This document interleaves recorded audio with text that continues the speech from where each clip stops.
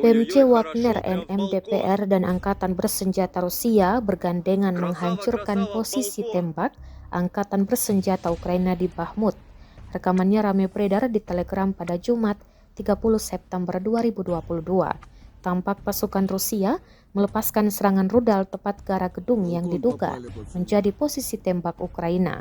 Pada 27 dan 28 September 2022, militer Ukraina melakukan dua upaya untuk memperlambat kemajuan pasukan Rusia di arah Bakhmut.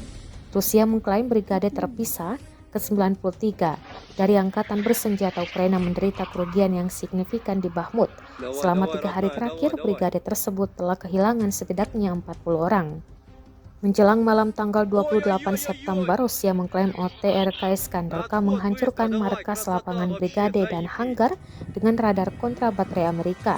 Menurut kronik militer, kelompok khusus PMC Wagner, milisi rakyat DPR, dan Angkatan Bersenjata Rusia secara teratur menyerang posisi musuh di kota.